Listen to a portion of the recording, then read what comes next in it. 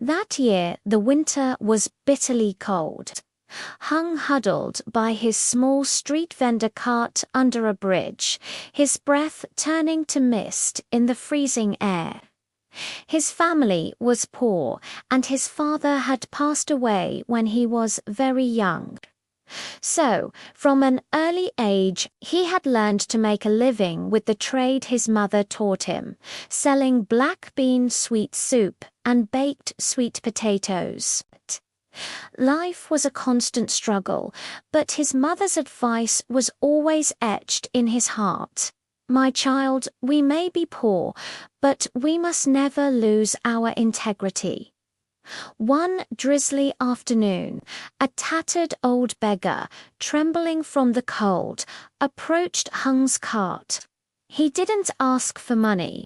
Instead, he whispered softly, "Child, could you spare an old man a bowl of hot sweet soup? I'm so cold." Hung quickly did the math in his head. He barely had enough stock left to make money for his family's dinner. But without a word, he quietly ladled out a full, steaming bowl of soup, added a precious piece of brown sugar, and handed it to the old man. "Please, eat this to warm yourself up," he said kindly. After finishing the soup, the old man thanked him and slowly shuffled away into the rain. A moment later, Hung noticed the man had left an old cloth bag on the stool. He opened it, and his heart pounded wildly. Inside was a rather thick stack of money and a slip of paper with an address written on it.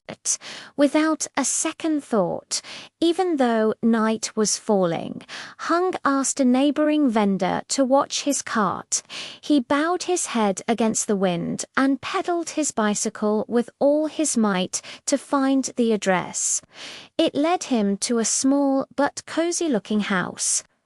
The person who opened the door was the same old man from the afternoon, but now he was dressed in clean, neat clothes. He smiled warmly and said, "I knew you would come."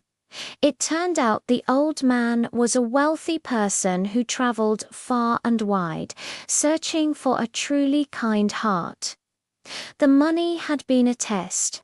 He told Hung, "Your kindness today wasn't for a reward. It came from your true nature. God has seen this in you. The blessing is not this money," he said, pointing to the stack of bills, "but the seed of integrity you have sown. It will blossom into something much greater." He didn't give Hung the money. Instead, he offered him an apprenticeship at his woodcraft workshop. There, Hung could learn a valuable skill and earn a steady income to support his mother. Hung was overjoyed. He bowed and thanked the old man, a strange peace washing over him, as if a warm light was soothing away all the hardships of his difficult years.